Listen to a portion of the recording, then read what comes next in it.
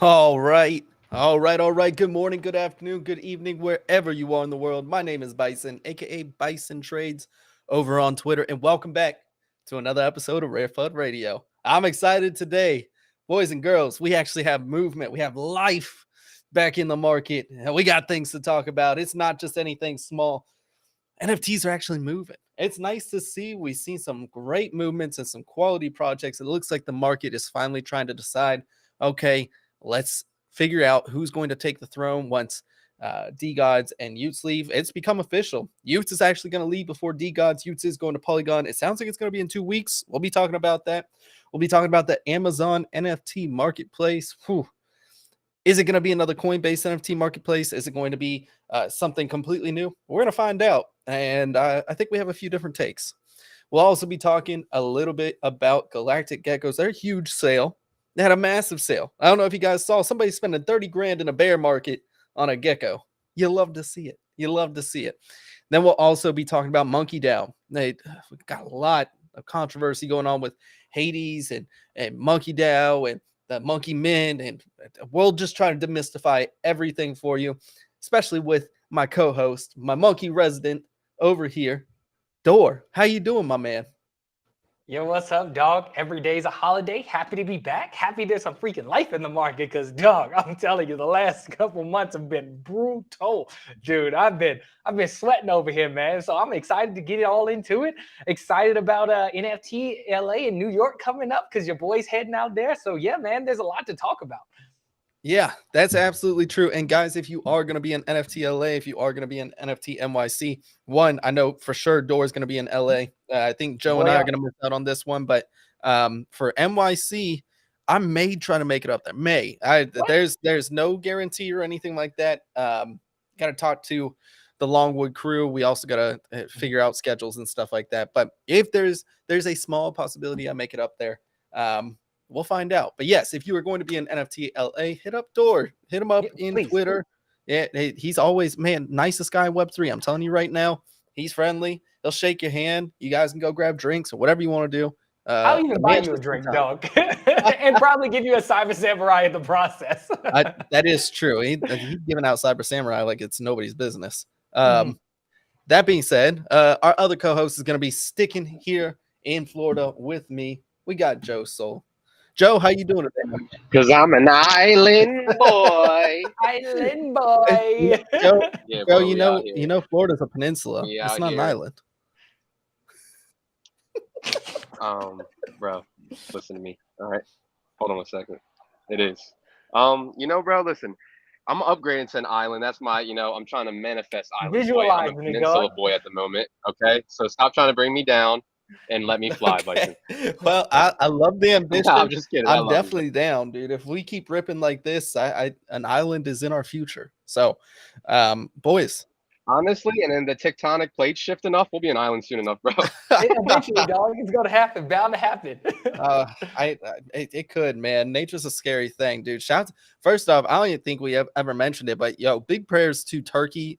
Recently getting hit by that earthquake. I know it was like a couple weeks ago now, but man, they've been slammed, and it was not just like one massive earthquake. You got all the aftershocks too, and there's like thousands of people just passed, dude. Like that's scary, man. That's scary. So yeah, Earth's a scary place sometimes. You know it's not scary right now though. Solana NFTs. Woo! Hey. We actually cooking over here. Let's talk little numbers, boys. We got 163,000 Solana volume, almost 164. We got Magic Eden at close to 100,000 Solana volume. Tensor pulling up the rear with almost 30,000 Solana volume. Hades Swap at 22,000. Coral Cube at 5,000. Elixir at 4,000. And then you got some other random ones in there. Exchange Art is at 1,000. I'd like to see a little bit more volume in the one-on-one space, but right now, generative art is just absolutely cooking right now. Generative collections are going ham. So we do have Solana at 2020 at $20.20. A little bit scary. Could go up or down. I did make a post about it if you guys want to check it out. Just my thoughts and analysis on how I make my trades and kind of where I see confirmations. Maybe I'll make another one that shows, like planning out your criteria is definitely important, but planning your exits as well. I know we talked about this on No Fluff yesterday, but guys, I want your take on the market. How you feeling about the market? How you feeling about NFTs? Let's start with Door, and then we'll kick it over to Joe. Yeah, man, I'm feeling pretty good about NFTs. Like, I figured the bottom was kind of in when the social sentiment on Twitter just started reaching an all-time low. When you have people coming after so big brain, I'm like, oh yeah, there's a lot of depression and fear going on right now. And I'm like, time to load up, because I think things are going to pop off soon. And I think that was a good indicator of the bottom. I think once we got past that little depression hump, I don't want to say we're starting back in a NFT bull market, because that's definitely not the case. But I think people realize that the bottom was in and are starting to accumulate more positions in NFTs that they think will do well over the next couple of weeks, or whenever the next run comes back in the market. We have a lot of projects pending, ready to launch: Wolf Capital, Bodegos, freaking Mad Lads, Bastards, and a ton of other things. So once those string of mints start happening, life is returned, and I think we're going to see some crazy pumps. If you think Klano's pumping down and Gecko's is pumping down, just wait in a couple more weeks in a bull market, and I think we're going to start seeing things fly. 1 second. I would like to pause right there. You were mentioning some projects. I feel like you missed one. Door. Oh yeah, the heist. I apologize. That's coming out. How could I forget it? My bad, Bison. Yo, Bison, give me all his pre-sales right now. I will reallocate pre-sales. No, you are right though. I'm so excited for all of those, and I've been talking about it for a while, and I've been saying it, dude. I actually think, heist bias aside, we all know heist is that I have vested interest in heist, right? Like it's not to be misconstrued, so I want to disclaim that. But I think the one I'm most excited for is Mad Lads, solely for backpack. I keep exploring backpack. I think backpack is the future. Yes. Backpack is, I mean, it's those little things, those aha moments. It's like when I found Ethereum versus Bitcoin, I'm like, okay, this is it. And then I see Solana and I'm like, okay, this is the next step. Yes, let's go. And I think executable NFTs are the future, man. I think this is going to be game changing for a lot of different things. I'm excited for Mad Lad. The Mad Lad's art is just top tier as far as human art goes. So I'm excited for it. But I just, the proliferation of XNFTs for backpack and minting inside a wallet, there's so much cool stuff happening over there. I want Armani on. I'm actually just going to keep DMing him every single day and see if we can get him on RareFUD. But that'd be awesome. I digress. How you feeling about the market right now, my man? Yeah, man, I'm feeling good. I think it's a good time for our echo chambers and NFTs, because we've had the initial pump of crypto, right? And then we've had a couple bull traps, and then we've had an inevitable crab market like we see. Most people are looking for lower prices, and they're okay with allocating some funds back into the NFTs to try to compound that during the crash. It's the same thing we've seen a few months ago. It's cyclical, right? But what is a little bit different about this timing in the market is how much volatility there is with the macroeconomics and like the what ifs of like all this terrible over leveraged big people in the space and what's going to happen to the dollar and interest rate. And then you kind of inverse relationship with our kind of degen self seeing like, oh, that means that our NFTs are going to go up. So like you see us just kind of pounding in not all of our liquidity, but grabbing a portion. At least the smart guys in the space started to grab portion portfolio sizes of some good blue chips, just because at this point they had dipped and then they dipped again. Most charts didn't create a lower low, whereas a higher low. And it was from a deviation where that FTX and everything was scared. And then we came down a little bit. It just made sense to a trader and an investor. If you've been in this space for a year or two, you kind of understood the market psychology. So personally, I'm happy with my stake in the NFT market. I'm not looking to add anything else here, but I'm not looking to sell anything really. I think we're in a good spot to where if it comes a little bit lower, another higher low, we add. If not, we leave with no losses in our portfolio and we wipe our hands for the trade. So I think we're in a good position for anyone that entered before this pump. Yeah. I definitely agree. And there's definitely, I mean, we're going to be spending a lot of time on the alpha corner because the market is actually moving. And I think there's a lot of good plays out there that really haven't caught up to the Klanosaurs, to the geckos, to the, lilies, especially. So we have a lot to talk about in the market. Before we get there though, let's go ahead and review the NFT showdown results. We did have different picks across the board. We had, Door chose croissants at 41. They're at 59 right now. That is a nice gain of 44%. And then we all buy Dorian's. Oh. What? Dorian calls his call, and they're so good that I end up buying what he calls and then just helping his thing out every time. I'm like, damn, that is a good call. As soon as we're done, I go and buy it. I'm glad because there's the floor's thin, at least on Magic Eden. I haven't checked Tensor, but I'm just going off Magic Eden numbers because there's less, missteps and stuff. I should be using Tensor for the floor. So I think going forward, we're going to use it. But just on Magic Eden, the floor is thin. There's only 2 croissants to 68. So I'm glad. Thank you guys for suppressing the floor. I really appreciate you letting me get a little edge on there. We did have Joe with squirrels at 10.9, and they were doing pretty good. They actually had a nice move up yesterday, and I saw Joe called it on his Twitter that he was looking to buy more squirrels.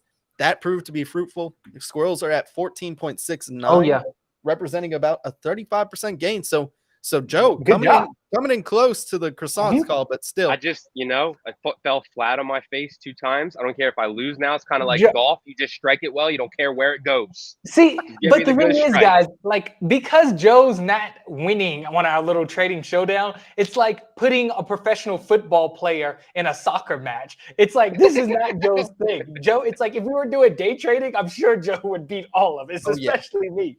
Yeah, this is just to make myself feel better, guys. That's all this NFT showdown is, because I did call Clay at 0.84, and Clay is 1.35, representing a 60% gain. I will take another dub. Thanks, guys. I appreciate it. Bro. B's been cooking, dude. Door's been cooking. Honestly, man, if you taken all of our trades, I would have lost you money twice. They wouldn't have lost you money ever. You would have been net positive, though. True. Thank you, B. Thank you, bro. Would have been net positive. You're all good. Plus, I like Dor said, this isn't really like you don't hold things for a week. You're in and out, in and out, in and out. So I mean, you play in position. That's like me trying to trade on your time frame, Joe. It's like I don't fucking know. I'm a big week's such a long time too, and I love doing this show because it like makes me really think. And I'm like, 3 days are in, and I'm like, wait, we still got 4 days to go in this trade. Like, it's crazy. So no, I love it too. Coming from like a scalping back point, but yeah, congrats, B. You deserve it, homie. Another good W on the back. It does make sense. It makes sense. Yeah, I still gotta figure. Dude, I would love nothing more if I gotta figure out on Restream if there's any way I could put a filter on one of your guys' faces, especially once, like if you lose, then you get a filter on your face and you just look ridiculous for the rest of the show. That should be the loser's Oh, that's amazing. That's amazing. We'll figure it out. There's got to be a punishment. We'll get into our picks for the end of the episode. At the end of the episode for the next NFT showdown. But until then, let's talk a little bit about news, guys. We do have the Amazon NFT marketplace coming in. And I kind of want to get your sentiment on whether this is going to be big, whether it's going to be huge, or if it's going to be like another Coinbase NFT marketplace where they were supposed to be the next generation of Bull Run, and it was going to pump us to Valhalla. Ended up not doing anything. But I have my opinions. I kind of want your guys' take. Let's go over to Joe first, and then Dorian. B, you broke up with the last part there about 5 seconds after Valhalla. Can you say that again? Okay. That's okay. Go with Dor and then Joe. Then we're talking about the Amazon marketplace, and if you think it's a big deal, Joe. Oh yeah, okay, thank you. Yeah, it's a pretty big deal, man. Like, a company as massive as Amazon coming out with an NFT marketplace is huge. My thing is, I'd like to know more about the information on it. Like, are they using their own chain? Are they planning on using the existing one? What collections are going to initially be on there? How are they going to plan on getting users to adopt their marketplace? Because one thing that we've seen is just because, I mean, I guess on ETH, bigger companies coming in, that usually holds up floor price with Clone X. But on Solana, just because you're a Web 2 company doesn't mean you're automatically going to succeed. So I really need to figure out, I need more information from Amazon about their plans and what they plan on doing before I can really say this is bullish or bearish. Regardless, as soon as that information comes out, I'll still probably ape into any NFT over there because it's likely to pump. We saw that with Trump NFTs. It's like they barely sold out or something, but people were still buying them. Those things went parabolic. Same thing with, I think, Ferrari NFTs or some type of car NFT that came out.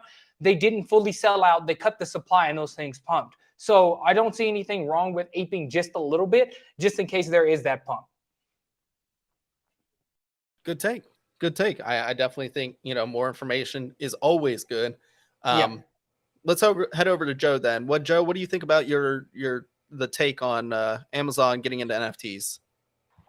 Yeah, so I was actually doing some research on it today, and I didn't realize in 2021 they literally dropped on the AWS database blog, develop a full stack serverless NFT application with Amazon managed blockchain. So like they've been basically telling people that this is coming for a while now. So it kind of changed my opinion at first. At first I was kind of speculative, like, Coinbase, why couldn't Coinbase make a marketplace that works? But what I think is different about Amazon is that they hired younger and more ingrained in the Web3 marketplace, like Web3 market guys that work for crypto exchanges and NFT projects alike. And I think they've brought them in, and same with full stack devs that have worked with Rust and Selenium, and they know what they're doing. And I think that will give them a bit of an edge, right? I know for a fact they came in and talked to some founders on Solana, right, about their NFT project. So like I think that the AWS is taking more of the grassroots effect than Coinbase did. And I think that might give them a little bit of an edge, right? If they come with like a top 10 or 15 projects for their marketplace, that'll be the first ones that mint or drop or however they decide to do it. I'm not sure what standard they're going to do it. I don't understand nodes or anything like that. I'm not smart like that, so I don't know how it's going to work infrastructure wise, or if it even makes sense speed wise, or anything that we're used to on Solana with NFTs, our one click purchases and go. So for that, I'm not sure. You'd have to talk to someone smarter, but business wise, marketing wise, I think they have an edge over said Coinbase, not just like in general, but over said Coinbase marketplace or another competitor of the same nature. 100%. Yeah. I think that's both good takes. I'm in the camp of Dorian where I do need a little bit more information before I make a full-fledged, like, this is going to be good or bad. But here's where I think it's going to succeed, where Coinbase absolutely just fell on its face. Coinbase was trying to be another Magic Eden or something, and degens just have like a weird loyalty to a certain platform, especially when it was so niche back in the day. Even now, if Coinbase tried to, revamp its marketplace, I don't think anybody's going to care too much because they don't have allegiance to it. It is hard getting NFT loyalty right now because we are degens, but again, we have that weird sense of loyalty. I think Tensor's doing something great. We'll talk about that later, but Tensor's doing something in order to gain that market share. We saw it with Blur as well. I think where the edge is going to come in with Amazon is Phygital. And so I think they have such a wide distribution network that you can get your digital NFT with a physical product, and that's going to be where their edge is. And so I see that edge. It's going to be big for Phygital NFTs, and I know that's kind of like, we always have those meme terms and stuff where it's like, oh, Phygital, and it's just like a crappy piece of merch or something like that. But this is like a huge, vast logistics network, the best in the world right now. And bro, they could prime you a Phygital of the NFT you just got and get it the next day. Like, what? Talk about one click stop shop. Like, wow, B. I didn't even think about that, dude. That's a great point, man. Yeah, and so I think in the world of Phygital NFTs, for those that still want that bridge, and there's a bunch of bridges we talk about getting into Web3 and everything, and there's going to be people that want the physical collectible as well, or something that ties into the digital asset that you can hold, that's tangible. And so I think in that realm, that's going to be where they succeed. And so I think of it in that sense, that they actually have an edge, they have a niche they're going to fill, and they could expand out from there. Like, if Phygital is a big thing for a lot of people, it onboards the next million, 10 million, 100 million, a billion people. I don't know what that looks like, but they can build from there. And Amazon's so smart. I mean, they started with books, right? And now look where they are. They know how to breach a niche and build out from there. And I think that's exactly what they're going to do. I know they did partner with AVAX, so Ava Labs, Avalanche Labs. Now, I don't know if that's to build on AVAX. If so, that's huge. And monitoring the development there is going to be key if I want to get Avalanche exposure. But to me, I think it's more or less like, I don't know if they're going to license technology to build an L2.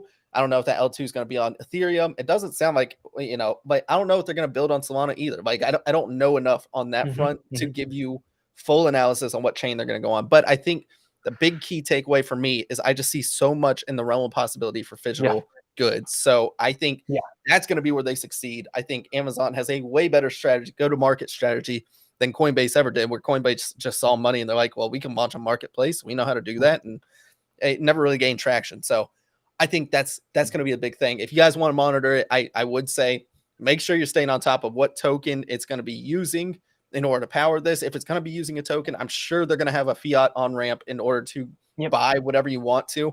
So you don't have Is to. it going to be AVAX DeFi? Part of that system? Right. I mean, that's what I would lean to because they partnered with them back in January, right? And so would they create like a Joe token or a certain like farming token, you think, be like almost like a DeFi token for that blockchain as gas, like a governance and gas token, almost like a V chain and a like Thor chain type of deal, you know, like back. Because that was a supply chain blockchain, right? V chain's a supply chain blockchain. That's what they're known for. That's what they're there, right? And they had their gas or their governance or gas token, which was Thor chain, I think. If I'm saying that wrong, I think that was what it was though. So if they kind of sampled that in a way to have I don't know how they're going to structure this. Like, you know more about tokenomics than me. What would be your thought process on that? Because this is actually a good point I was thinking about.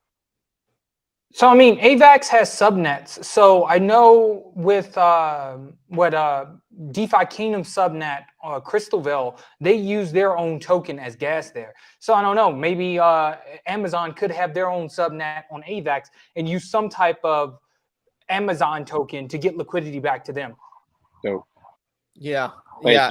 So I don't know if they're going to make, like, token making is a very scary thing because they do business in the States. And so, like, you know, because of the SEC's terrible Howey test and how, like, they can't adopt fast enough regulation for this stuff. Like, it's just not going to be, it's too ambiguous. There's too much gray area when it comes to it. So I think they'll avoid any sort of risk, but I know they're going to be using blockchain tech to some way, shape, or form. But my thing also with that is that Amazon is obviously sees potential in this space. And if they're coming in this space, they're going to make sure they have a cut. That's why platforms such as Uniswap are having issues getting their apps listed on Apple, because Apple's like, yo, I can't get mine. Like, how am I going to get mine? So if it comes down to it, Amazon has enough liquidity to, like, are they really worried about SEC violations? Like, what, they just pay lawyers to, like, drag on court cases forever? That's what Epic Games did with Fortnite. They illegally took data from kids knowing what they were doing, but they're like, whatever. It's like that $500 million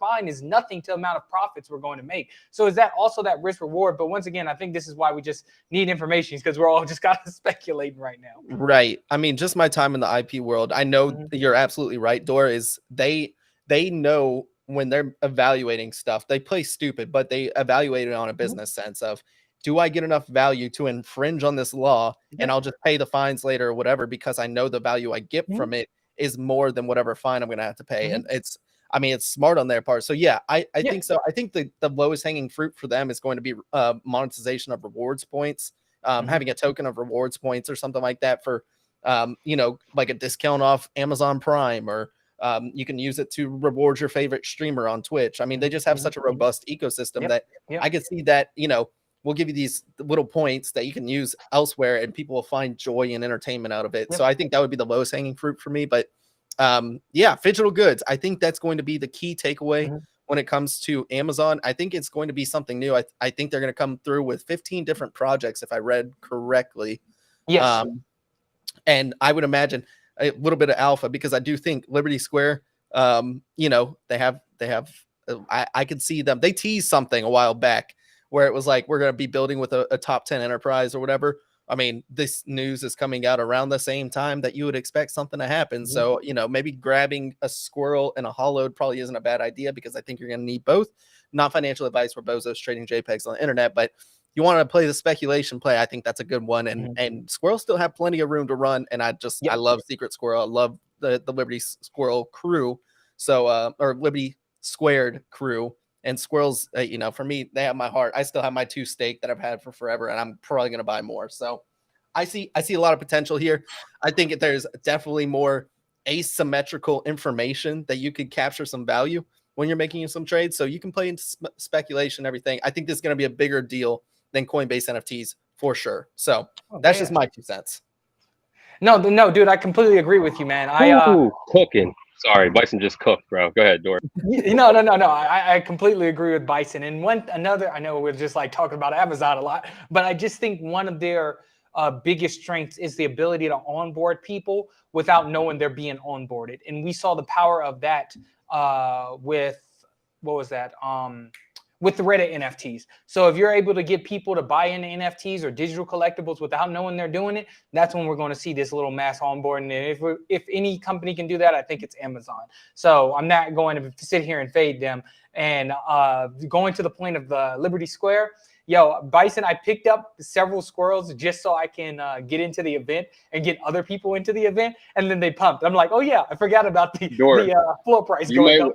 You might want to match every squirrel you have with a hollowed, but I don't know shit, and I have a lot of brain damage because I fight MMA, so I'm not sure if I, what I'm saying means anything at all, bro.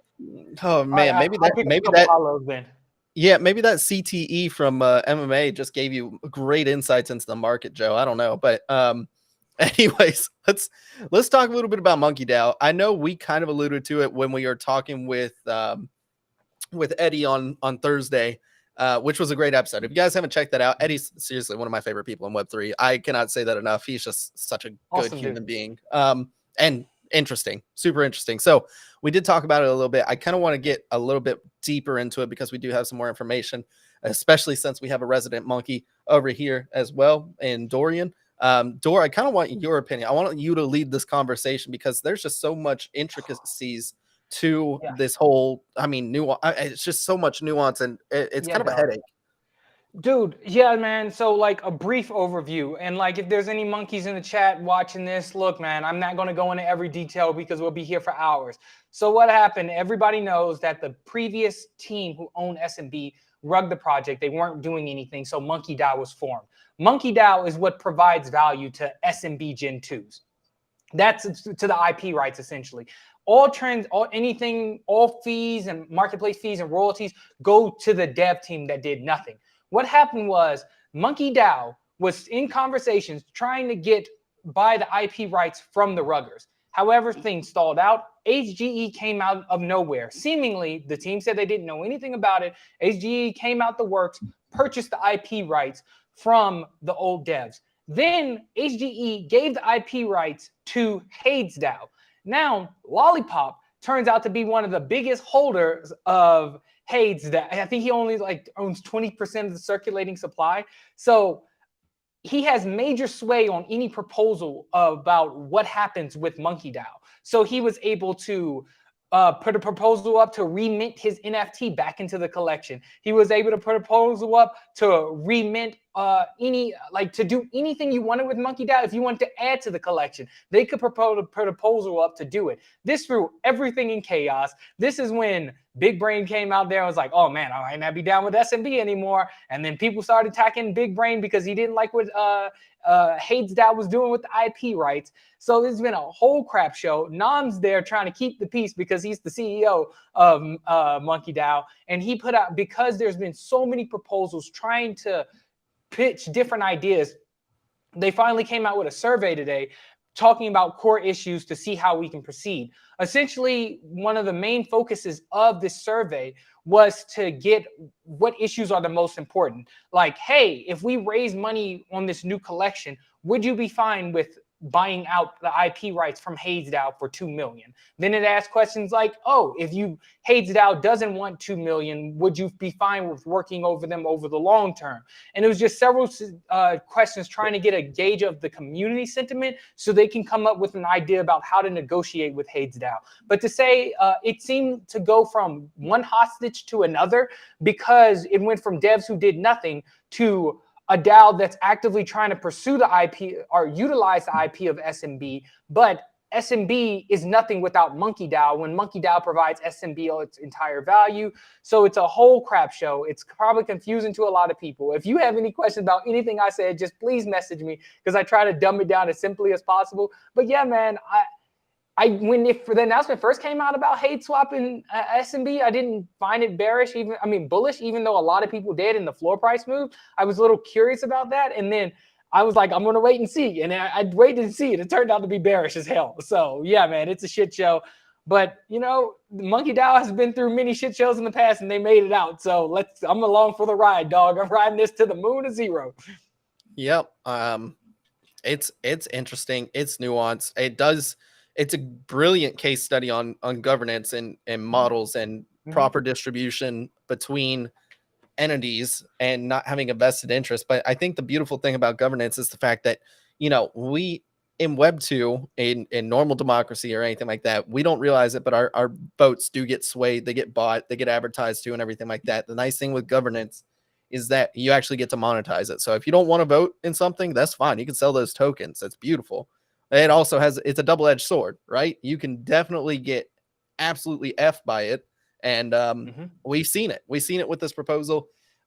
It's interesting, man. And I think the one thing that I came away with is, like, Monkey DAO can get away from this. They could easily just entangle. Yes. They can make a new collection. They can migrate everybody over there. The people that still want to be under the Hades DAO umbrella can still stay with the SMB Gen 2s. And so I don't know. It's interesting. It's nuanced. At the end of the day, though, I'm just sitting there banging my head, like, in the grand scheme of things, does it really matter? Like, the community is going to follow where the community goes. And, if you have two options on whose side you align with, you can choose any option. And so I think there's a lot of value capturing there.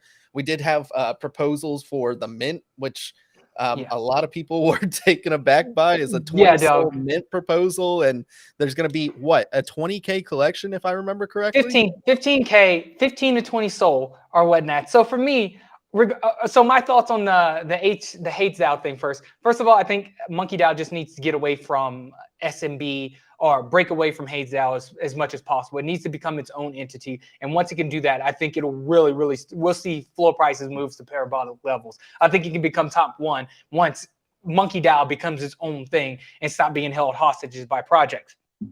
Now, in terms of like the collection size and mint price, 15K was on the higher end for me, and the 15 to 20 soul mint price, honestly, that's not big of a deal. We've seen Utes, and I know the thing is, oh, well, D-Gods was accumulating dust for free, and you have to pay for Monkey DAO. Well, the Monkey DAO is a DAO, so any money is going to go back to funding community efforts. So I think it's fair to go 15 to 20 soul for a mint price, while D-Gods ran up to like 40 for a 40 soul mint. Tile Pilots recently was a 15 to 20 soul mint. So I think Monkey DAO, just the only thing that they did wrong was announcing this in deep bear when everybody was in a bad mood. That's the worst thing you can do. When the feelings optimistic or social sentiment is a little bit more optimistic, that's when you want to make these type of announcements. You could have even put out the most bullish announcement, but if it's in a bearish state, it's going to be bearish and people are going to complain. So yeah, that's where I think they went wrong with it. Yeah, I couldn't agree more. I think that it's really interesting. If you're a nerd about this space, I mean, like, this is such an interesting topic, but in the grand scheme of things, it'll kind of play itself out. If you don't care too much, you don't have to. It's a beautiful thing about it. But it's going to be interesting to see how it goes forward. And what's to stop Hades DAO from not doing this with another project? You know what I mean? Like, they could easily, if they did this with SMB, you better believe they can do it with somebody else. And, like, especially if they need funding or anything like that, or they just want to exit rug and let Hades DAO determine the future of the project. I mean, they could. So something to monitor. The Monkey Mint was interesting, to say the least. The fact that they were allocating 800 NFTs to the team, or 400. Again, you can correct me if I'm wrong, Dor, but at a 20 soul mint, I mean, that's a good bit. Now, to be fair, the Monkey DAO, Monkey leadership has been doing like a bunch of charity work essentially. So I do think they deserve to be paid or have a vested interest and make sure that this doesn't happen again. But what's your take on that? I got to look back on those details as the team. I'm not too sure if they like transfer depending on who's on the council and etc. But I don't see a portion of the supply going to the team as an issue. We see this, even Utes withheld a significant supply. I think projects should withhold a supply because it aligns incentives better. Yeah. And I mean, the fact is, royalties aren't back yet. We don't know when PNFTs are going to come, or what that's going to look like, what issues that's going to face. So I don't know. I do think right now, especially in the meantime, teams should be holding back some sort of supply. But what do I know? So talk about Monkey DAO. Let's talk about Galactic Gecko's absolutely soaring. And so I posted this a while back saying that this was one of the strongest charts I've seen in NFTs, especially in Solana NFTs. And they were just resistant to so much. Their downside was so little when everything else was absolutely getting flooded to the ground. And the whole ecosystem was seemingly collapsing, they held their floor price pretty strong. It was in the high 20s. And it was just grinding up slowly. And I said, this is the most interesting chart in NFTs right now. Surge to the upside. We hit about 65 SOL at its peak. It's now back down to about 60 or so. 2x in a month, dog.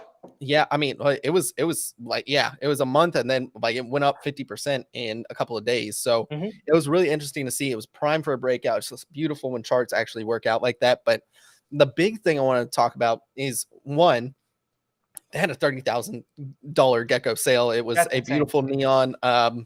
But that in a bear market, on top of the fact that if you look at their average price sold in the past 24 hours versus the floor price, it's like a 2x multiple. It's like a 1.5x multiple, depending on when you're looking at it. We haven't really seen anything, especially with the bear market plus AMMs equals you just buy floors. It's so hard to move legendaries and those really premium products within a collection. Is this a return of something similar? Are we going to see more like disparity between floors and people actually buying rares and even, I mean, not really mid rares? People usually go for the rares or they go for the floors, and the mid rares suffer. But I kind of want to get your guys' take on it. Where are we thinking about geckos? Holy cow! First off, they did a lot of things right. The fact that they have independence now, but are we going to see this across more collections? This disparity between floor and premium. So let's go over to Door first, and then we'll go to Joe. Yeah, man. I don't know if we're going to see like this as a trend across other collections, but it's definitely a bullish sign for the collection if you're seeing people buy premiums in it. That's usually a sign of even higher full prices to come. Yeah, I don't know if it's short or long term, but we saw the same thing with Klanos. We had a couple people buy in Deep Bear when Klanos was around 20. We saw people buy the like super legendaries, like a couple legendaries for like 20K, 30K. So if people are that high conviction in a project, it's like there's obviously something there. Same things goes with geckos. If somebody's buying a gecko for 30K in a bear market, it's like, yo, these people aren't spending that much liquidity on nothing. So when you start seeing these big buys in these collections, it's like, just follow liquidity, dog. I think it's nothing wrong with getting a small position in it if you're just trying to ride that momentum. But yeah, man, I think it's pretty bullish for geckos, and I wouldn't be surprised to see them break 100. Yeah, I think that's kind of where I'm at. I'm also just like, we are still in sort of a bear market, and I don't want to get too ahead of myself. So I've been contemplating. I set my gecko for sale just so everybody has full disclosure. I made a nice 2x off of it if I sell it at this price. So I don't feel bad about it, but the gecko is just built different. I think it's something we're seeing across a lot of these collections that are actually moving. You already mentioned Klanosaurs.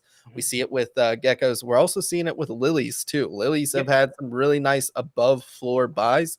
And so it kind of makes me hopeful that we will see at least a good, decent rally over the next month, maybe 2 months. I always say sell in May and walk away. I know that's a very popular saying in TradFi and everything, but it could actually play out. It could be a self-fulfilling prophecy with NFTs. So I'm just monitoring this closely. Joe, I want to kick it over to you. Are you seeing the same thing over there? I mean, you can see it in DGods. DGods was like the prime example of people buying above floor. They've been on a nice run too.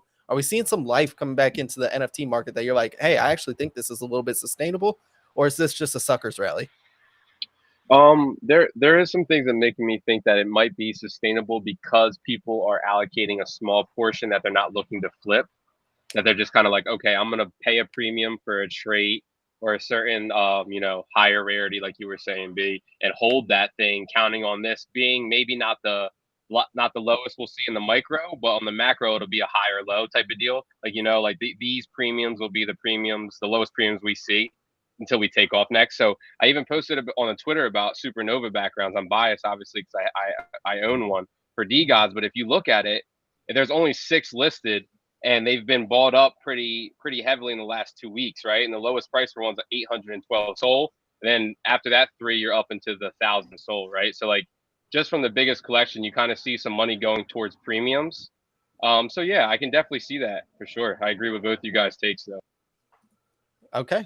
Yeah, absolutely. Fair take. And it's something to monitor, because if we start seeing these premium buys, then it does feel like a little bit more of a sustainable run, not just a sucker relief. And it kind of goes back to the key point. I know we've been harping on like the 24-hour buyers, but we're still, according to Soul Sniper, and again, I don't know if Soul Sniper captures tensor data as well. I think this is an actually higher number than what is being reported on Soul Sniper, but we're at 4,365 buyers. That is not a whole lot in the past 24 hours, but I think it shows the fact that one, either we have, data that I need to talk to Soul Sniper about, and I think the only data they're missing is really tensor, but two, maybe we're stuck in an accumulation range. Maybe this isn't a terrible thing to see, and we're putting too much emphasis on this buyer count. So, just some interesting data points. We love looking back at data and seeing if we can make more informed decisions down the road. So, dude, I agree with you on that. And I think I saw a tweet from Salami. He's like, users haven't increased, but floor price are increasing on collection. Shows that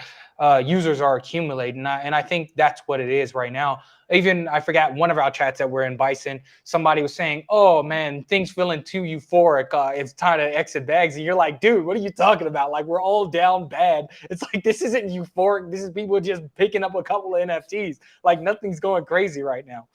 Yeah. Yeah. Yeah. Oh, sorry, B. I was just going to say, to couple off of that, confluence wise, from my there was deviation in every chart from the FTX standpoint when Sol dumped, NFTs dumped hard. We're reclaiming that now. So it like makes sense to get back up here and, like Bison said, accumulate here without any like big euphoric moves, but just like, if you bought and accumulated when things were undervalued, the fair market value now is back over the deviation standard, and then that will be the new low, right? We might spend some weeks here accumulating, but I'm sorry I had to put that out because I agree with that's like two things you both said. I just want to add some confluence to that. Yeah, dude. Yeah, you're spot on, man. It's like we saw the volatility in Sol over the past 2 months has been insane, and NFTs were drastically impacted with that. We talked about numerous times on this show how we would rather be holding Sol than NFTs right now. We saw Klanos drop as low as 20, and Joe called the pico bottom of that, and Klanos were oversold at that point. So them being at 45, 50 now, I don't think is like some euphoric pump. They're just becoming the floor price they should have been, but weren't there because of all the volatility. Yeah. And I think to further that point, we see a lot of people, it's been happening all the time. People have been switching their thesis. Oh, it's going to go up because we're at 26 or so. And I was a long believer that if we close above 26, we should be good. Well, we didn't really close. It was like a weak close above 26 at any given time. I mean, it just didn't happen. The only time we did was on February 20th, and it was 26.08, immediately went back down. So it's just one of those things that a lot of people are now all of a sudden bearish. They're calling for 18. They're calling for 17.5, 15, whatever you want to call it. And I'm just sitting here just like, one, yes, there are criteria that if we go below 20, and we close below there on the daily, I think there's a strong possibility of it. But what's to say we can't range here? We just going to keep ranging. We range for 6 months from May to November. What's to say we can't range again? And this could be our new range. This could be our new paradigm of 20 to 26. You may get some wicks above, you may get some wicks below. It could be like this for the next few while. And I think this is actually the fair value range given the rest of the market. And the $8 we saw was solely because of the FTX Black Swan and how much investment that they had in Solana. So I think this is the fair range. If we continue ranging here, this is only good for NFTs, right? And so I'm just watching for volatility. If volatility does come back, make sure you have an exit plan, because a lot of people will have a predilection to go ahead and just floor everything and be like, oh no, it's volatile again. But I think there's also opportunity there too. Yeah, I'm not for everybody who knows who's been watching this show for a while, I'm not a TA guy, like by any means. I'll tell you support and resistance, but that's about it. So I usually go off with B and Joe and even Salami as like, oh, okay, how like the market's moving. And one thing Salami Mommy said on Twitter the other day, him deploying capital made me think that we're about to start ranging, because Salami Mommy is extremely careful about not holding on to any NFTs. That dude does not hold on to anything. So yeah. It's funny. So it's funny to see how people's trading patterns differ and what kind of information they glean. But nonetheless, let's talk a little bit about NFTs. Let's get into some alpha corner. Before we do, of course, it's Tuesday. We got to pick our next picks for the NFT showdown. Dor was very excited before the stream, so I'm very curious to see what he picks. I'm going to give him the benefit of the doubt because I stole his Clay pick last Tuesday and it ended up winning. So I'm going to give him the benefit of the doubt. Go ahead, man. Dor. What you got for us? I'm feeling confident on G-Con, dog. Like nobody's been talking about it. The art upgrades been coming soon, but we talked to Corrupt a couple weeks ago. So I'm like, I know this dude's working. We just been seeing that floor price creep up. That slow accumulation for those individuals out there who have confidence in the project. And as soon as that announcement is released that the art's coming, things going to take off, man. So my pick for this week is G-Con. Son of a bitch. See, he stole mine this week because I tweeted it out today, and I said Jacon actually looks really, really good. So you know what? That's just karma right there. Let's go ahead and write it down. Doors picking Jacon. Look, dog. I did not see that tweet. I promise you. I was just like, because I have several G-Con from when we talked to Corrupt, and I looked in on the chart. And I'm like, oh man, this is looking nice, slow and steady. Yeah, it does. One of the reasons I really like Jacon too, another emphasis on the point that we're seeing a lot of above floor buys. People are actually going for some of the premiums over there. There was a mythic that sold this morning. There was a legendary. And they haven't revealed yet. So I think there's strong accumulation. I think they got good enough whales. And yeah, I just see it as a really strong buy. So congrats, Door. I'm going to pass it over to Joe and see if he takes my second pick by any chance and just cry about it later. But Joe, what you got for us? All right, I'm going to go with the Octos. It's going to be my pick. The Octos. So you're talking, okay, so you're playing off the Klano narrative that, you know, they're working with Octo to develop the game. More than the Klano narrative, just that they're playing with they're with like everybody to develop a game, and they have Google Play, App Store, Apple App Store. They're already integrated with that. That's the team comes from building apps and offloading them and building apps and offloading. And then you see Barocco Dragons, you see all these guys coming to them to just basically here's a portion, deal with it. You know what I'm saying? Because they trust them. So I don't see why not if they kick a rev share back or something and they open up some type of, something with that when they start pushing these games out in the App Store, why they don't go crazy. If they don't, I lose some soul. It is what it is. But that is my pick of the week. That's kind of my DGen pick of the week. I don't know too much more than just a speculative narrative here. I didn't even look at a chart, bro. Real shit. I see there's like 100 and some listed. I've heard, pretty much some DGen guys that I like in the space talk about them. And I looked them up. I said, all right, they got, the background looks decent. So that's my pick, the Octos. Okay. And I only have one. I only have one, and it got bought off a collection bid on Tensor that I put on days ago, bro. So I was like, I'm not buying this product unless it hits my position of strength. And it did. So now I'm looking for hopefully a weak swing here. Okay. I like that call. That's a call that not a lot of people have talked too much about. I know a lot of people are big on them because of Klanos, but they are building other games. Interesting pick. So that's good. Let's I have to pivot. There's a couple of plays I like. I really like Jacon. I'm so upset. That's okay. Sorry, dog.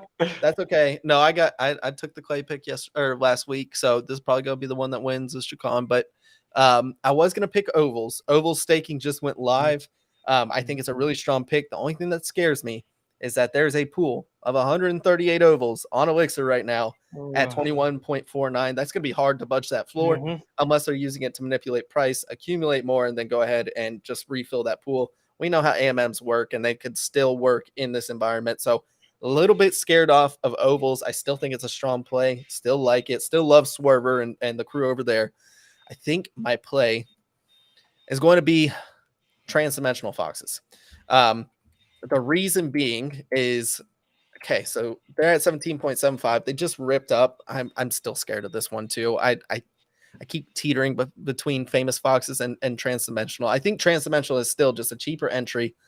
If we wanted to say the fact that I picked them not too long ago, I still think they have room to run. And I think that there's been enough accumulation period that these things can run, 30 soul floor. I see citrus being a viable product for lending, as well as if floors go up, and this is my thought process. This is the big one here. If floors go up, raffles become meta again. I think raffles will make a return. People will be wanting the transdimensional because they just want access to the raffles. The raffle platform is goated. It's a great way to make money for a lot of people. And so I think transdimensional foxes at 17.75 is a hit. So to recap for everybody, I picked transdimensional foxes at 17.75. Door picked Jacon Studios Mother Liquor at 8.3 soul. And then Joe picked the Octos at 4.52. Everybody good with those prices? I did pull them from Tensor. That's fine. Okay. I'm good with that. All right. Are you trying to take 0.012 from me, bro? Do you want the do you want the true price? No, I swear I'm kidding. I didn't even look at the price, bro. Absolutely not. Just messing around.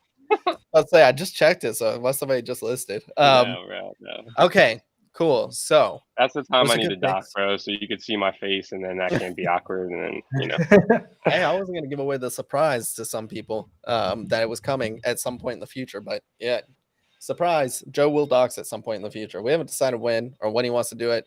I think he just But he wants to will. go back in the cut after we get done with some of these interviews, and he's like, man, I could just chill back here and let Dor and Bison take over. As soon as I dox, I gotta get involved, and it's just so much work. Look, I get it, Joe, but nonetheless, let's talk a little bit about Alpha besides our picks for the week. What are you guys looking at? What do you think is strong? What's catching your interest? I want to kick it over to Joe first, and then Dor, and I'll wrap us up.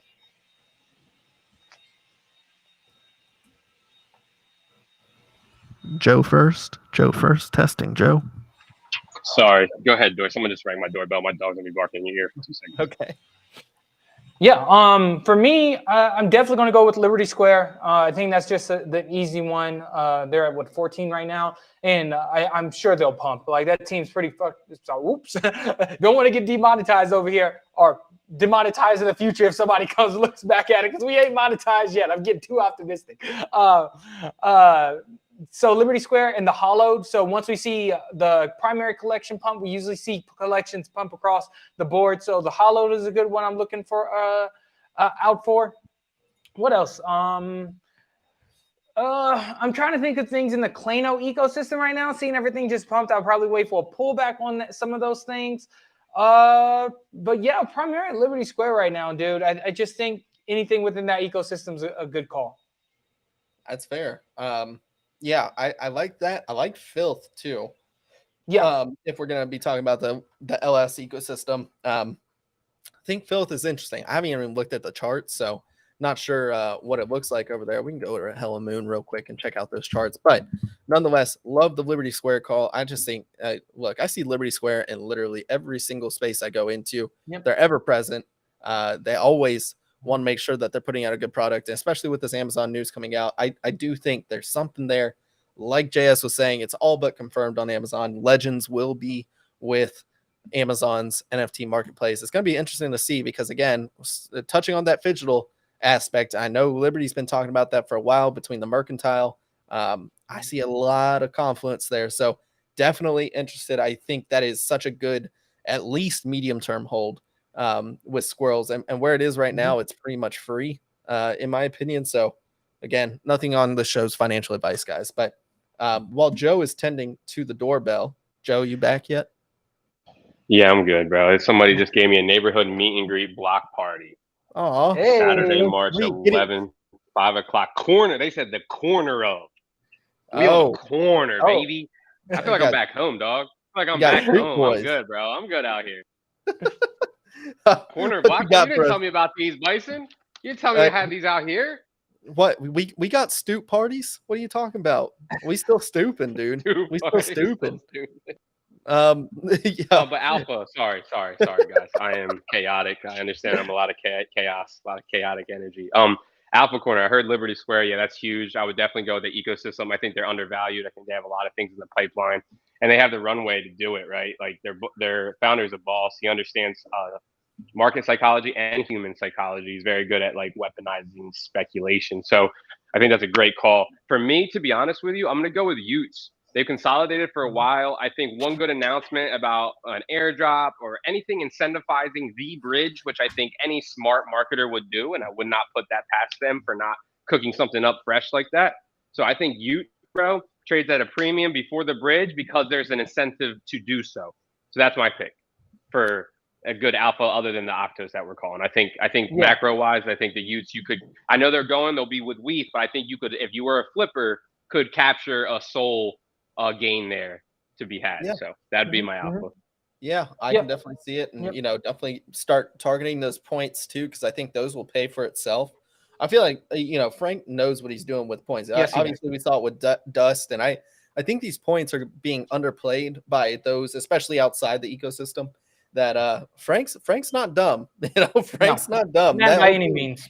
No. So I think the whole Dust Labs crew, the whole Utes crew, the whole D Gods crew, D Labs, they're not dumb over there. So whatever your sentiment is on them, I think people should be targeting those Utes with points. There's a few at the floor that have like 124, 132, 136,000 points. Definitely interested in that. So I think that's a really good call. Utes at 129. I'll lock it in. So my picks. I'm scared of geckos. It's why I'm taking profit. And if I'm wrong, I'm wrong. At least I'm 2xing, right? Mhm, So I'm fine with taking profits there. Again, nothing against geckos. I do think they rip, and I just think the community's so strong that, you know, with all the discourse going on in Monkey DAO, it could be a lot of people rotating over there. I do think monkey baby business. Look, if there's going to be anything that cover or catches the backlash of all this discourse going on with Monkey DAO, it's going to be monkey baby business. That just feels like the most natural progression, that if people want to go away or at least find a temporary home, I think monkey baby business definitely has some room to run at 50 sold too. They ran up to like 120 or something. So they have plenty of room to go up. Think that's an interesting one right there. I actually really like Lily. And so I know Lily has gone up from its 4.5 soul bottom all the way up to 9.74 on Magic Eden. See what they look like on Tensor, but look, they just dropped a little bit of alpha as far as their website. Their website is absolutely so clean, and while they've had this nice run, I still think, look, I'm looking for communities kind of like Clanosaurus, kind of like Clanos, that are just well respected. Like, I don't know anybody that hates these projects. You know what I mean? Liberty Square fits that mold.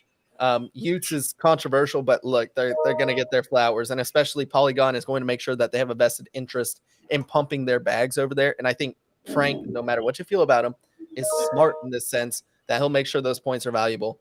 I think Lily, dude, at 9.74, that's a good one. it feels like it has plenty of room to run. And I just make sure you watch disparity between Lily and Lotus Gang. If you start seeing Lotus Gang go below Lily, grab a Lotus Gang. If you start seeing Lily go under Lotus Gang, you know, that's where it should be anyways. But Lily, just clean art. Feels like there's a lot of a good community sentiment around it. Feels like they have something cooking over there.